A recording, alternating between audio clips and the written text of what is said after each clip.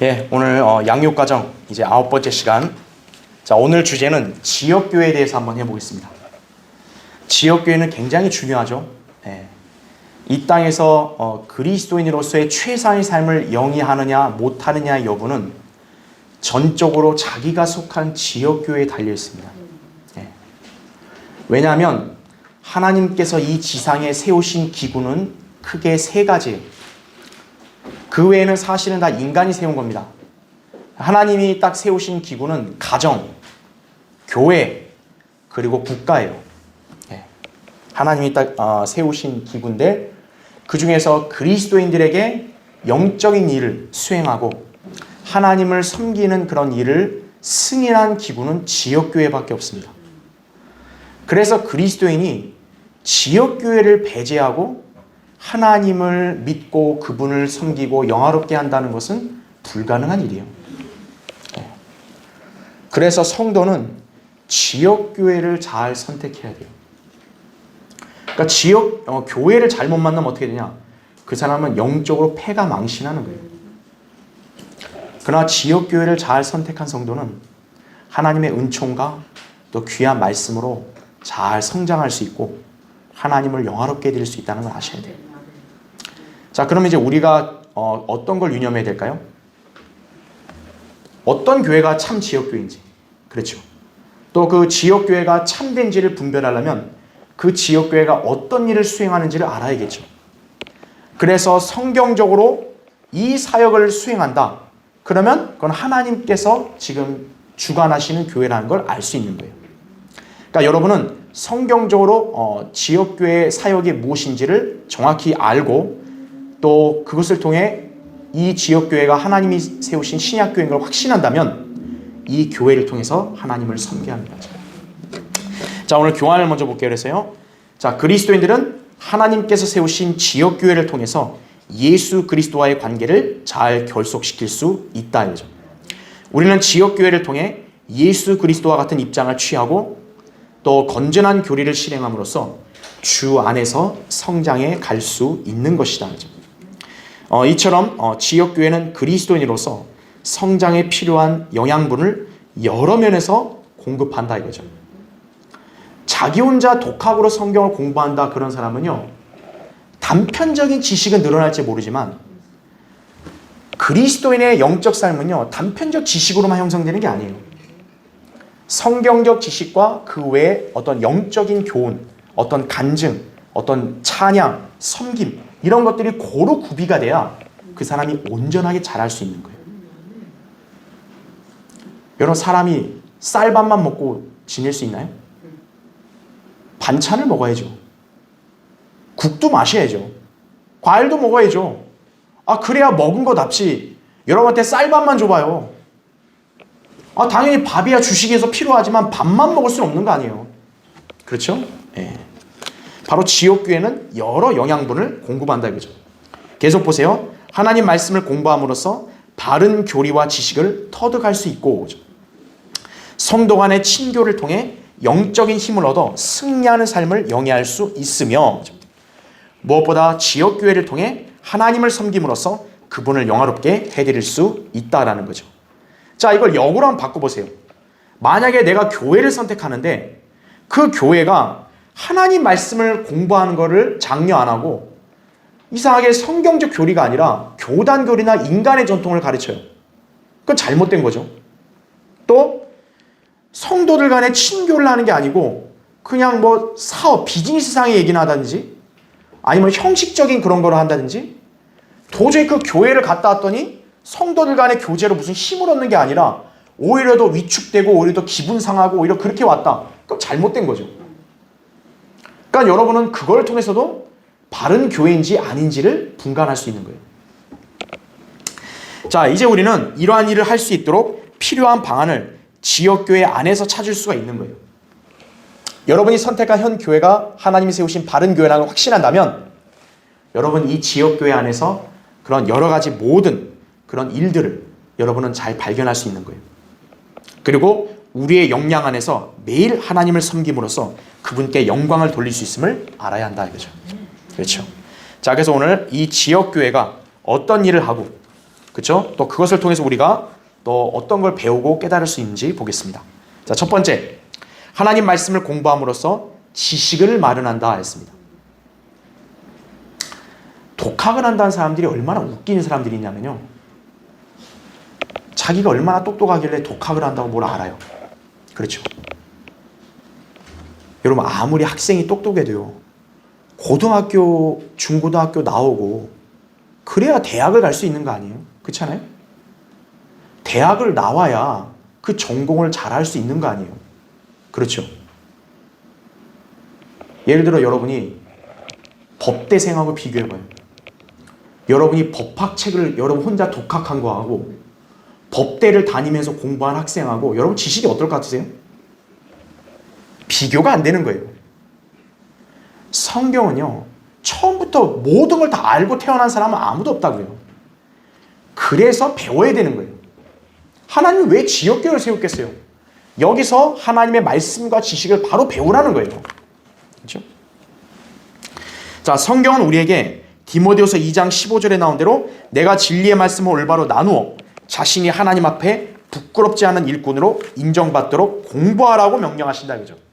성경에서 유일하게 공부하라는 명령이 나온 게 이거예요. 그러니까 그리스도인은 성경을 공부해야 돼요. 오늘날 종교라는 미명하에 진리가 변질되었죠. 그래서 우리가 그런 것을 분별할 수 있도록 공부해야 하는 거예요. 왜냐하면 세상에 진리만 있다면 굳이 우리가 열심히 공부 안 해도 돼요. 왜? 진리만 있으면 그대로 살면 되니까. 그런데 세상은 진리만 있는 게 아니라는 거죠. 온갖 진리의 탈을 쓴 거짓말들이 난무한다는 거죠. 그러니까 여러분이 진리의 말씀을 공부해야 안 속는 거예요. 그래서 그것을 지역교회가 마련해 준다라고 볼 수 있는 겁니다. 자, 그러면 우리가 하나님 말씀을 어떻게 공부하고 배우고 그 말씀대로 살아갈 수 있냐? 밑에 1번 보세요. 지역교회는 예배드릴 분위기를 조성합니다. 첫 번째 보시면 성도들이 함께 모여 우리의 마음을 준비하고 기도를 통해 성령의 임재를 구할 때 하나님께서는 말씀을 강론하는 설교로 우리의 마음을 더 잘 움직여준다라는 거죠. 자기가 누워서 또는 밥 먹으면서 설교를 듣는다. 사실 그건 많이 못 깨달아요. 하나님 말씀은 그만큼 진중하고 엄중하고 또 심오하기 때문에 그냥 취미생활로 뭐 드라마 보듯이 설교 듣는다 못 깨달아요. 그 사람은 전혀. 마음이 잘 준비가 돼야 돼요. 바로 그러한 마음을 잘 준비시켜주는 것이 지역교회에서의 예배 분위기라는 거죠. 그래서 우리 지역교회가 예배를 드리면서 설교를 하잖아요. 그렇죠? 그러니까 예배를 통해서 여러분이 그 진중한 분위기에 잘 익숙해지고 마음과 생각이 딱 정돈될 때 이제 설교가 딱 선포되면 여러분 이제 그 말씀을 받을 수 있는 거예요. 예. 그렇게 되면 여러분의 마음이 말씀으로 움직여지는 거죠. 자, 밑에 두 번째 보세요. 성도들 간의 연합이 활성화될 수 있다라고 했습니다. 사도행전 거기 2장 46, 47절 보면요. 나오죠. 이건 한번 찾아볼게요. 여러분 사도행전 2장을 보세요. 성경대를 믿는 참 신약교회 특징이 뭐냐라고 했을 때 그 요소들이 여기에 나오고 있어요. 사도행전 2장 거기 41절 보시면요.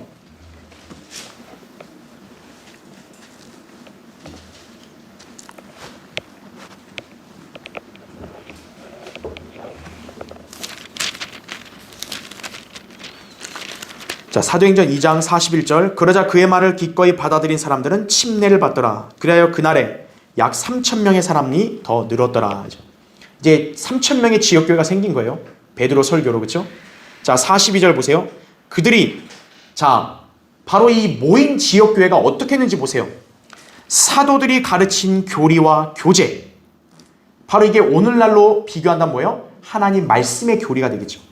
그리고 빵을 떼는 것. 빵을 떼는 게 바로 뭐냐? 식사죠.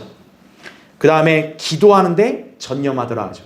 우리 교회로 따지면 수요 기도회죠. 또 기도죠. 그러니까 지역교회가 모이면 뭘 해야 되냐? 하나님 말씀을 이렇게 선포하고 배우고 그 다음에 빵을 떼는 거, 식사 겸 교제하고 그리고 기도하는 거예요. 그 다음에 43절 보세요. 모든 사람에게 두려움이 임하였으며 사도들을 통하여 많은 이적들과 표적들이 행해지더라. 자, 여기서 구분해야 될 게 이게 현 교회 시대하고는 달라요. 그때는 사도들이 있었기 때문에 표적이 있었던 거고 지금은 사도가 시대가 끝났기 때문에 표적은 없어요. 우리 십자가의 복음으로 하나님 능력을 나타내는 거라고 고린도서에 말씀했기 때문에 이거는 사도 시대에 해당되는 거예요. 그 다음에 44절 믿는 사람들이 다 함께 있으면서 모든 물건을 공동으로 쓰며 또 자기 재산과 소유물을 팔아서 각 사람의 필요를 따라 모든 사람에게 나누어 주더라. 이거를 이제 왜곡한 사람이 바로 칼 막스 공산주의자가 나온 거예요. 여기서. 근데 그건 전혀 다른 거예요. 이건 유대인들의 교회에서 이제 왕국이 임하는 직전의 상황이다 보니까 이들이 이렇게 행한 거예요. 예. 물론 영적으로 교훈받을 때 우리 지역교회 안에서 성도들끼리 필요를 서로 나눠 쓸 수 있고 공동으로 쓸 수 있는 건 맞아요. 그렇죠? 그러나 그걸로 사유재산을 부정하면 안 돼요. 예, 그러면 안 되는 거죠. 46절 보세요. 그리고 그들은 날마다 하나가 되어 꾸준히 성전에 모이며 자 뭐라 그래요? 꾸준히 모였다 그러죠. 예. 지역교회는 모여야 되는 거예요. 또 집집마다 돌아가며 빵을 떼고 즐거움과 순전한 마음으로 음식을 먹으며 식사도 교제하는 거예요. 47절 하나님을 찬양하고 또 모든 사람에게 칭찬을 받더라. 주께서 구원받는 사람들을 그 교회 날마다 어때요? 더해 주시더라. 이런 성경적 원칙을 하게 되면 주님이 더해 주시는 거예요. 그렇죠? 그래서 사도행전 4장 32절에도 그러므로 믿는 사람들의 무리가 한 마음과 한 혼이 되어 아무도 자기 소유를 자기 것이라 주장하는 자가 없고 모든 것을 공동으로 쓰니라. 그렇죠? 왜냐하면 바로 이게 그리스도 안에서 하나로 연합됐다는 증거예요. 그 다음에 세 번째 보세요. 찬양으로 마음을 준비해야 한다. 그렇죠? 골로새서 3장 16절에 그리스도의 말씀이 모든 지혜로 너희 안에 풍성히 거하게 하되 시와 찬송과 영적인 노래로 서로 가르치고 권면하며 너희 마음속에서 은혜로 주께 노래하고 이거죠. 그래서 지역교회에 모이면요 찬송을 하는 거예요. 그래서 바로 성경적이에요. 이게 우리 찬송을 부르잖아요 지금. 그렇죠? 네 번째 기도로 성령의 임재를 찾는 것이다. 그죠? 그 사도행전 4장 31절에 그들이 지역교회들이 열렬히 기도하니까요 바로 성령으로 충만해졌다 그러죠. 담대하게 하나님 말씀을 선포했다 그러죠. 여러분이 기도를 진지하게 하면요 여러분 성령으로 충만해지는 거예요.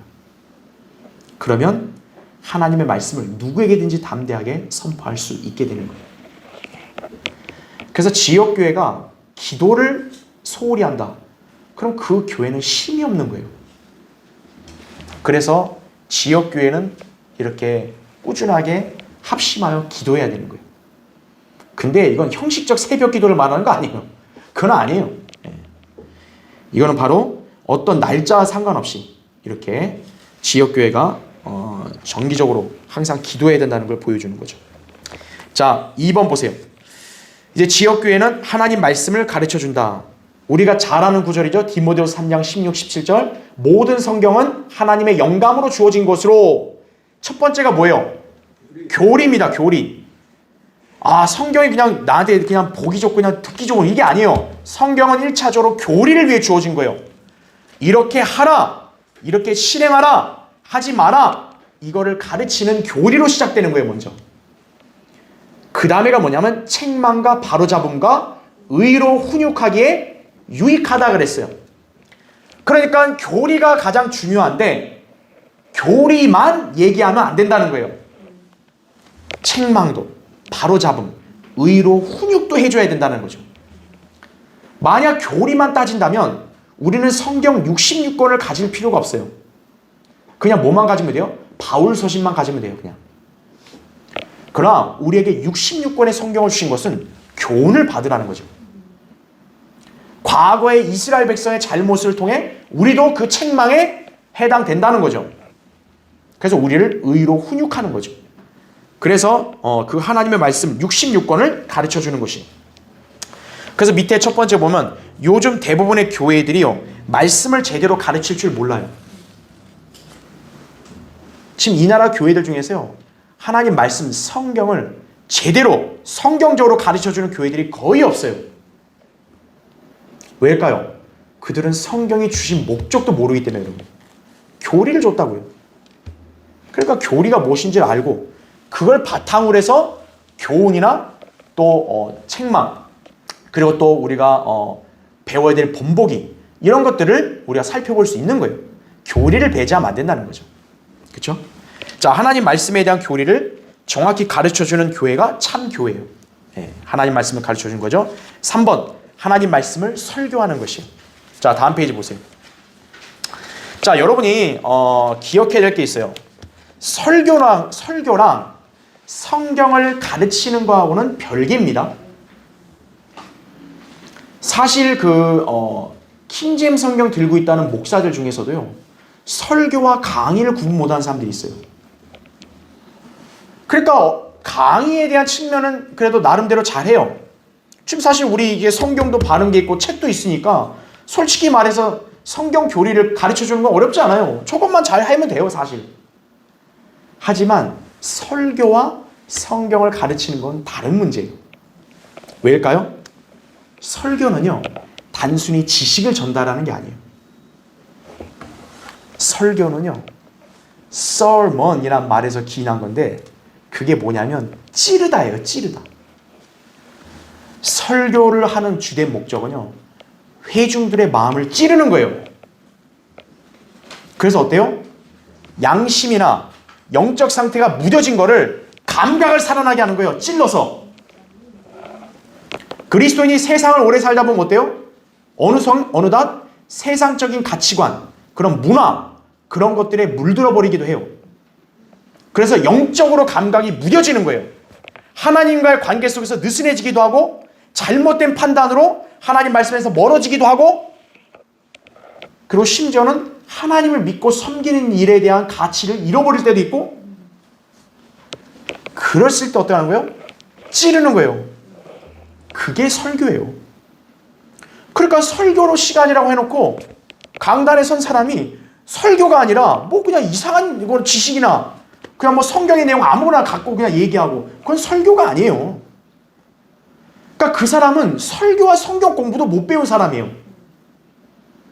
성경 공부는 말 그대로 지식을 전달하는 거예요. 지금 오늘 이 시간은 설교가 아니라 성경 공부예요. 그러니까 저는 지금 성경적 교리와 지식을 여러분에게 지금 설명하고 있는 거죠. 하지만 잠시 뒤에 예배 시간은 다르다고요. 잠시 뒤에 예배 시간에는 전 여러분의 지식을 가르치는 게 아니에요. 물론 지식을 전달하는 것도 있겠지만 중요한 게 뭐냐면 그 성경적 지식을 기반으로 해서 성도들로 하여금 마음을 찌르는 거예요. 그리고 도전을 주는 거예요. 그리고 성도들로 하여금 이렇게 살라고 촉구하고 각성하는 거예요. 그게 설교입니다. 그러니까 설교를 들었을 때요, 마음의 찔림을 받고 성도가 내가 저대로 못 살았구나. 내가 오늘부터 이 말씀대로 살겠습니다. 그런 어떤 헌신, 어떤 그런 결의, 그런 것들이 나올 때 그게 설교의 역사가 일어난 거예요. 근데 오늘날 대다수의 교회들은 설교를 어떻게 하죠? 디모데서 4장 3절에 나온 말에 따르면 가려운 길을 즐겁게 해주는 그런 선생들이 돼버린 거예요. 그러니까 강단에서 뭐 해야 돼요? 코미디, 만담하는 거예요. 듣기 좋은 말 싹 하는 거죠. 여러분은 무한한 가능성이 있습니다. 여러분은 복을 많이 받을 것입니다. 하나님이 여러분과 함께 하시겠습니다. 이런 얘기 하는 거예요. 쓸데없는 소리나. 그 말도 하루 이틀이지 맨날 하면 미천 떨어지잖아요. 그러니까 이제 설교도 길게 못 하는 거예요. 딱 15분만 하는 거예요. 밥존 CEO 목사님도 있잖아요. 설교는 강하게 찌르는 걸 하겠단 말이에요. 설교를 들었을 때 자기 자신의 육신이 비참하다는 걸 느꼈을 때 하나님의 말씀이 역사한 거예요. 난 아무것도 아니구나. 나는 하나님 보시기에 올바른 사람이 아니구나. 절대 완벽한 사람 아니구나. 그런 비참함을 느끼게 하는 게 설교예요. 그래 어떻게 된 거예요? 자기를 각성하죠. 재혼신하죠. 그러니까 설교는요, 여러분의 귀를 간지럽게 해주는 게 아니에요. 여러분을 하여금 하나님 말씀에서 어긋진 것들을 빨리 자백하고 돌이키고 그대로 성경대로 살라고 이렇게 찌르고 도전을 주고 이끄는 것이에요. 그게 설교와 강의의 차이라는 것을 여러분이 잘 알아야 합니다. 지금. 그래서 두 번째 보시면 설교가 강하면 강할수록 스스로 더 잘 시험하여 우리 생활에서 성령님을 슬프게 하는 것들에 대하여 행동을 개선하게 된다라는 거죠. 그러니까 여러분이 이 설교와 성경 공부의 차이점을 잘 알아야 합니다. 그래서 이제 오후에도 우리가 예배 때 제가 성경 강해를 하기 때문에 사실은 그거는 설교 형식은 아니란 말이에요. 그러나 저는 그럼에도 어쨌든 우리가 하나님 말씀을 그냥 지식만 알면 안 되니까 가끔은 도전을 주는 메시지도 주는 거예요, 제가. 근데 여러분이 설교와 강의의 그런 차이점을 알아야 합니다. 자, 4번 보세요. 지식을 보충하기 위한 여러 가지 사역들을 마련한다, 이거죠. 자, 예배 때만 그냥 그것만 갖고 그리스도인이 온전히 지식으로 성장할 수는 없어요. 다양한 형태의 그런 활동을 통해서도 그리스도인은 다방면의 지혜와 지식을 얻을 수 있는 거예요. 그래서 하나님의 사역은 예배로만 끝나는 게 아닌 거예요. 밑에 보시면 첫 번째, 예배가 기본적이죠. 두 번째는 주일학교 성경 공부가 있습니다. 그러니까 어린이들을 위한 주일학교만이 아니라 때로는 아직 갓 구원받은 성도들, 영적으로 많이 부족한 성도들은 기초 성경 공부를 따로 하는 거예요. 그래서 그래서 이렇게 왔는데 아직 진리의 근간이 안 잡히고 확신이 안 선 사람들은 제가 그래서 따로 기초 성경 공부를 가르치는 거예요. 그렇게 배우니까 어떻게 하냐? 이제 딱 진리의 체계가 잡히고 확신이 쓰더라는 거예요. 어떤 분이. 그러니까 그게 바로 증거인 거예요. 세 번째, 성경 학교. 이것도 역시 필요한 사역이죠. 네 번째, 문서 선교죠. 그래서 뭐 책자들이나 전도지 같은 거 또 이렇게 펴내고 또 신문에 글도 기고하고 그런 거 하는 거죠. 다섯 번째는 가정 성경 공부를 합니다. 그래서 필요하면 이제 몇몇 가정들에게 제가 신방도 하고 또 이렇게 말씀도 전해주고 이제 그런 사역을 하게 된다는 거죠. 지금 야 코로나 상황 때문에 좀 여의치 않아서 안 하는 거지만이죠. 여섯 번째는 서점도 할 수 있고 대학부도 할 수 있습니다. 그러니까 이거는 각 지역교회마다 상황이 다른 거예요. 그러니까 좀 큰 지역교회들이 이렇게 할 수 있고 좀 작은 지역교회들은 그 지역교회에 맞게 사역을 할 수가 있는 겁니다. 그걸 여러분이 기억하시면 돼요. 두 번째, 자 이번에는 하나님 말씀을 이제 공부하는 걸 얘기했고 두 번째는 하나님 말씀을 나눔으로써 친교를 마련한다 그랬어요. 이게 왜 중요하냐면요. 여러분이 교회에 온 목적이 설교를 듣기 위해 왔잖아요. 그 다음에가 뭐냐? 여러분은 교제하기 위해서 온 거예요. 성경 공부는 집에서 혼자 해도 돼요. 그 지역교회를 왜 온 거예요? 성도들과 교제하라고 오는 거예요. 나 혼자 믿음을 지키고 생활하는 거에 있어서 지치고 또 때로는 연약해질 수 있을 때 같은 지체들끼리 서로 만나면 어떤 거예요? 서로 힘을 얻는 거예요. 지역교회는 바로 그런 역할을 하는 거라는 거죠.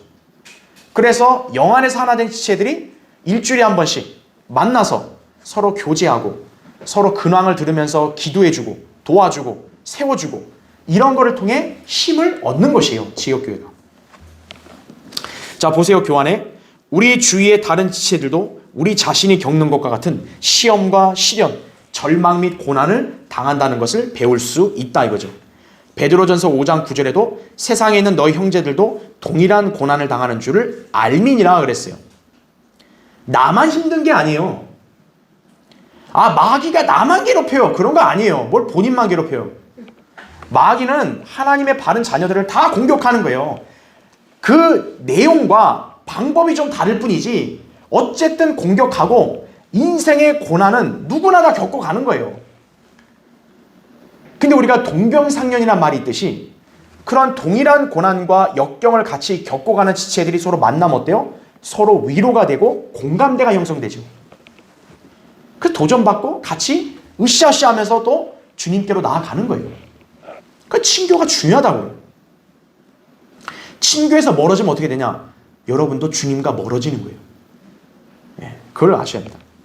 우리가 친교를 서로 나누고 서로의 짐을 나눠지는 것은 하나님께서 계획하신 일이에요. 갈라디아서 6장 2절에는 이렇게 나옵니다. 6장 2절에 그냥 제가 읽을게요. 너희는 서로의 짐을 지라 그리하여 그리스도의 법을 이루라 이렇게 말씀했어요.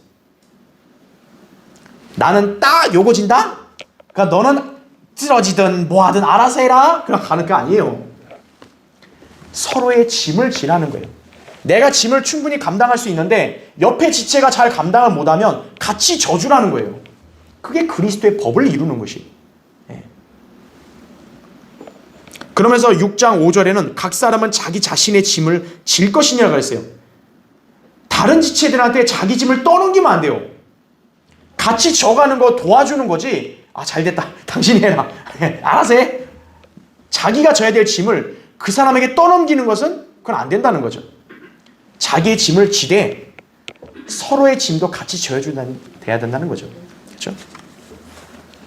자, 그래서 하나님 말씀을 우리가 나눔으로써 친교하는 거예요. 성도 간의 교제는요, 육신적인 그런 세상 친교가 아니라는 거 아셔야 돼요. 교회에 모인 것은 하나님 말씀을 기반으로 해서 서로 교제하고 또 몰랐던 걸 서로를 통해 배우고 도전받고 세워주고, 이것이 교제지, 여기서 무슨 드라마 얘기라든지 무슨 비즈니스 얘기 그런 거 하면 안 된다는 거예요. 교회는. 예. 그런 육신적인 얘기는 안 된다 이거죠. 예. 서로를 세워주고 필요한 얘기들을 해주고 그런 게 교제다. 자, 1번 보세요. 교회는 동료 성도들과의 친교를 계속하게 한다는 거죠. 그러니까 만약 지역교회가 없으면 어때요? 그런 친교를 어디서 누리겠어요? 여러분이 영적으로 잘 서 있을 때요, 세상 사람 만나보세요. 여러분 영이 편할 것 같으세요? 아니에요. 영이 괴로운 거예요. 영이 다르니까 괴롭고 말도 안 통해요.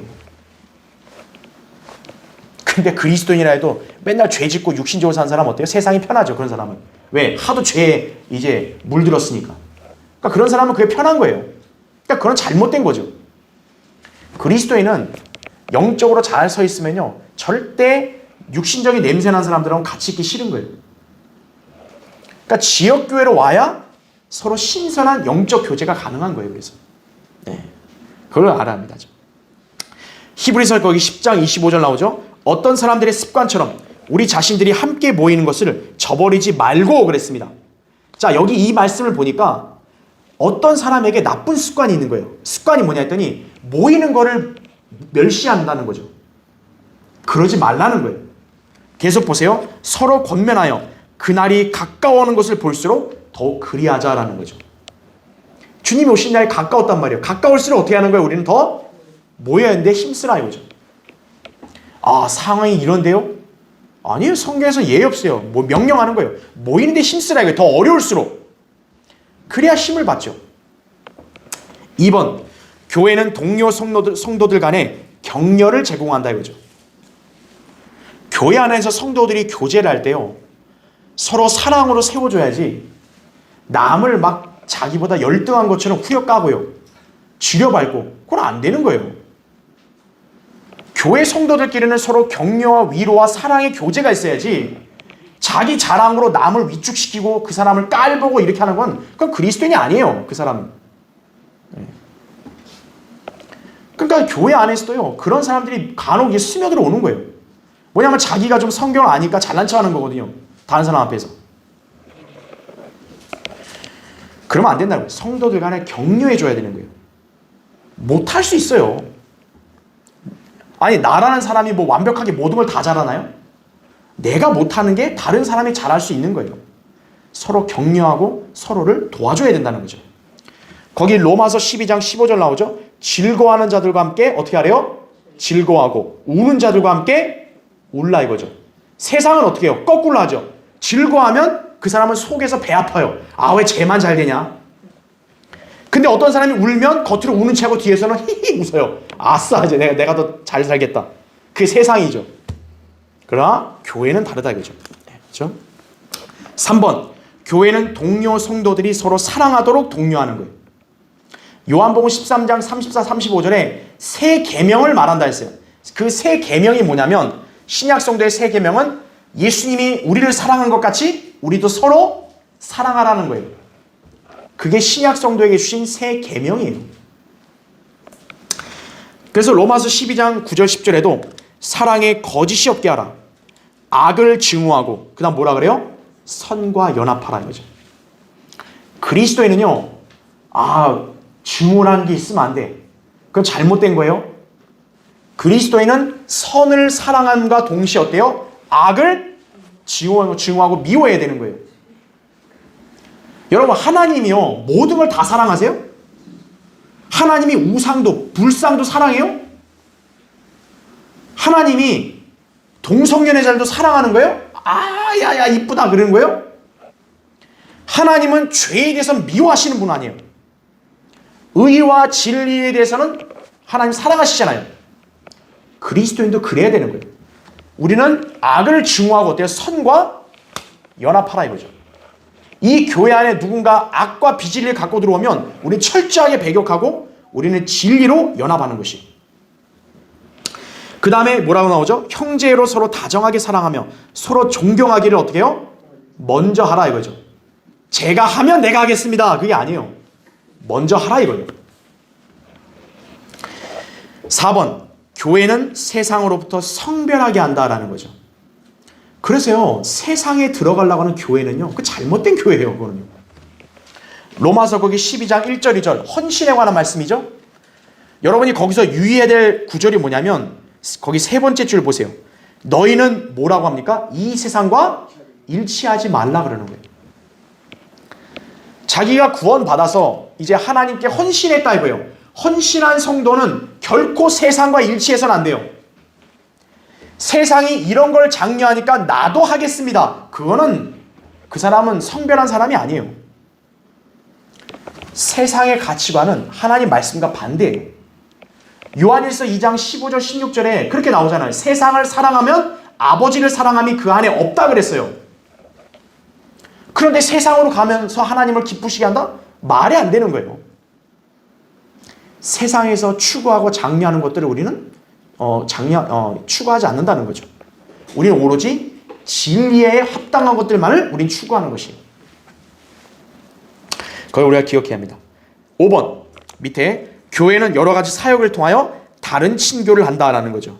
예를 들어 청년, 장년 모임, 남자 기도 모임, 안내원들 모임, 성령 공부, 대학부, 찬양대 등등 여러 가지가 존재하겠죠. 우리 교회도 인원이 많아지면 이렇게 모치님들 간의 모임, 또 우리 이렇게 형제님들 간의 모임, 또 청년들 간의 모임 이런 것도 할 수 있는 거죠. 얼마든지 그렇죠?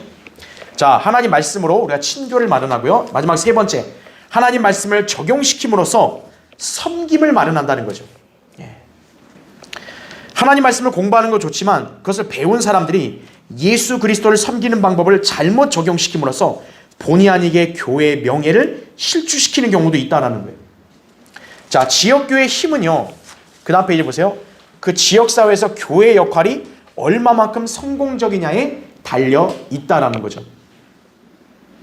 우리가 기억해야 될 게요.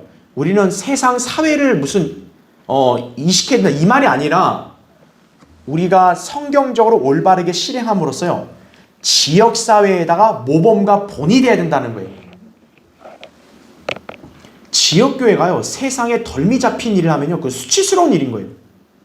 야, 저 교회가 돈 횡령했대. 그거 얼마나 수치스러운 일이에요? 아, 저 교회 목사가 어느 날 갑자기 누구한테 가서 막 쌍욕을 하고 그러대. 그럼 뭐예요 그게? 그죠? 네. 지역사회에요. 교회는 어때요? 빛과 소금의 역할을 감당해야 되는 거죠. 진리의 빛을 비춰야 돼요.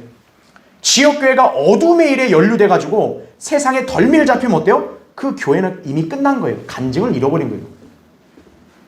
다시 그 교회는 이제 일어서질 못하는 거예요. 왜죠? 그 지역사회가 이제 다시는 그 교회에 신뢰 안 하거든요. 저 교회가 복음을 전해? 야, 저 사람들이 어떤 짓을 했는데 다시는 안 들어요.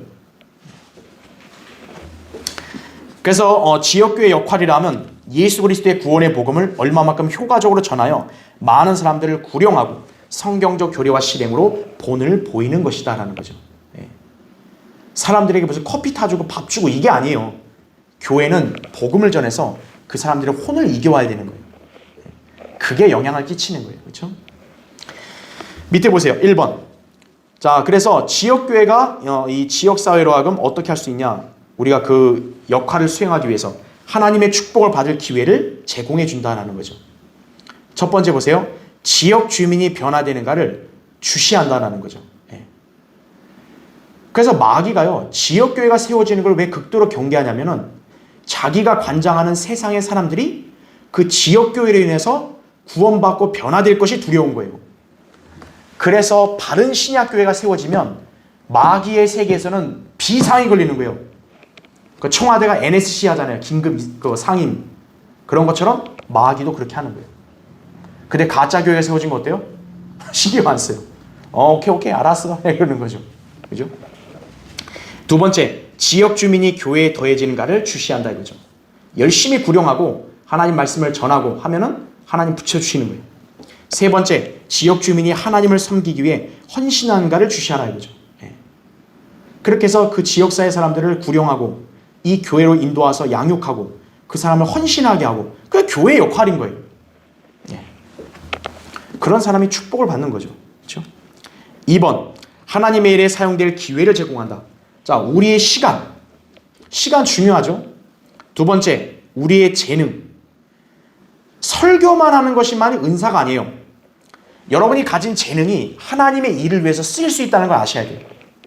예를 들어 출애굽기 36장의 부살레엘과 아홀리압 같은 경우는 이 성막을 짓는, 건축물을 짓는 그런 재능이 있었어요. 근데 그것을 성령님이 그 사람 안에서 충만하게 되어 그렇게 했다고 그래요. 그러니까 성령님께서 그냥 말씀만 전하는 능력만 행하시는 게 아니에요. 여러분이 가진 재능을 통해서도 성령님께서는 또 하나님의 일을 수행할 수 있는 거예요. 느헤미야도 그랬죠. 에스더도 그랬죠. 스테판도 그랬죠. 사울도 그랬죠. 바울이죠. 그렇게 찾아볼 수 있습니다. 세 번째는 우리의 재물을 하나님의 일에 또 사용할 수가 있는 거예요. 그렇죠. 그 다음에 3번, 조직적인 신방 계획을 제공한다 이거죠. 첫 번째, 우리가 신방 계획 왜 하냐? 구령을 하기 위해서요. 두 번째는 양육을 하기 위해서요. 자, 지역교회 사역이 여러 가지가 있지만 큰 틀에서는 어때요? 딱 두 가지예요. 첫 번째가 뭐예요? 구령. 그 다음에는 양육이에요. 이 두 가지 중에서 어느 한 가지를 안 한다. 그러면 교회가 온전한 기능을 안 하는 거예요. 지역교회는 세상 죄인들에게 복음을 전해서 구령하고 또 구원받은 성도들 왔을 때는 반드시 양육을 해야 돼요. 딱 구원만 전하고 끝. 이렇게 하면 그 사람을 그냥 뭐예요? 깐난하게 아사시키는 거와 똑같아요. 반드시 구원받은 성도들을 말씀으로 양육을 시키는 게 교회의 사역이에요. 그러니까 말씀으로 양육 안 시킨다. 그건 교회가 아니에요. 그냥. 자, 그것을 여러분이 기억하셔야 합니다. 마지막 4번. 부차적인 봉사, 섬김을 위한 기회를 제공한다. 그래서 지역교회가 이러한 영역까지 진출해서 사역을 할 수 있는 거예요. 네. 그러니까 그거는 하나님께서 허락하시고 필요를 주심에 따라 할 수 있는 것이죠. 그렇죠? 자, 그래서 부차적인 섬김까지 할 수 있지만 기본적으로는 구령과 양육이 지역교회 중심 사역이다 라고 보시면 됩니다. 자, 결론적으로 예수님께서는 그분을 믿는 성도들에게 이렇게 말씀했죠. 내가 온 것은 양들로 생명을 얻고 더 어때요? 풍성히 얻게 하려 하심이라. 우리에게 영생만을 주는 게 아니라 영생에 걸맞는 풍성한 삶을 영위하게 하시려고 예수 그리스도가 오셨다는 거예요. 그리스도인은 결코 찌질하게 사는 사람들 아니에요. 아, 나는 구원받아서 하나님 자녀됐기 때문에 당연히 나는 고난 때문에 찌질해. 그건 잘못된 생각이에요. 고난과 역경 속에서도 그리스도인은 풍성한 삶을 사는 거예요. 그런 삶이 최적화될 수 있는 곳이 바로 어디라는 거예요? 지역교회라는 거예요. 이 지역교회를 통한 성도의 삶이 진정으로 풍성한 삶이 될 수 있는 것이, 여러분은 지역교회를 잘 선택했으면 믿습니까? 그랬다면 여러분은 이 교회에서 신실하게 믿음 생활을 영위하시고 지상에서도 풍성한 삶, 또 다가올 영혼에서도 칭찬받는 성도들이 되길 바랍니다. 자, 마치겠습니다.